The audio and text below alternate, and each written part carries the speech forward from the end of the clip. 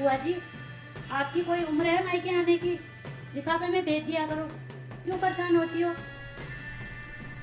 बुआ जी, मम्मी तो मायके गई है, हम भी वहीं जा रहे हैं। बेटा मैं रहने नहीं आई हूँ, राखी बांधने आई हूँ भैया भाभी और तुम लोगों को।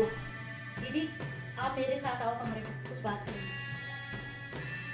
मम्मी जी, हम तो आ ही रहे थे, दीदी के लिए साड़ी भी निकाल दी थी, पर ये बुआ जी आ गई है, अब क्या करें? भाभी, मेरी बुआ जी जैसी बुआ जी भी देखी है आपने? बुढ़ापे में भी राखी का शगुन लेने आ जाती हैं। अच्छा, 50 रुपये क्या?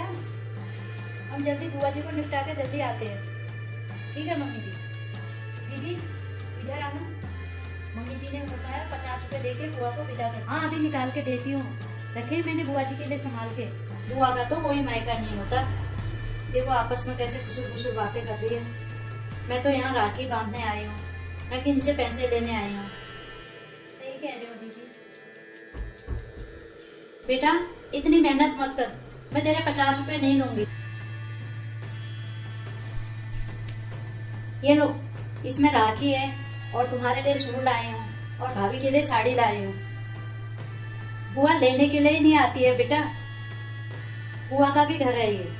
बुआ भी तो इसी घर में पली बड़ी हुई है। बेटा तुमसे पहले ही बुआ इस घर की बेटी है और बुआ अपने मायके खाली हाथ नहीं आती है। ये ले, एक सूट तेरे लिए है, एक सूट बहू के लिए है और ये साड़ी भाभी के लिए। एक काम कर, तू भी अपने मायके चली जा, और तेरी सास भी तो अपने मायके गई है और तू भी अपने मायके में आई है। बस बुआ का ही मायका नहीं होता और सबका मायका होता है। बस बुआ का ही कोई मायका नहीं होता। शगुन की राखी भी नहीं बांध सकती है। मेरे माँ बाप का घर है ये, आज मैं इस घर में पराई हूँ। कोई बात नहीं, राखी छोड़ गई हूँ, बांध लेना।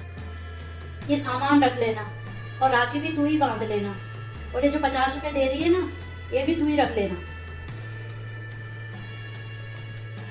बुआ जी मुझसे गलती हो गई। बुआ जी गलती हो गई, मैंने तो सोचा ही नहीं।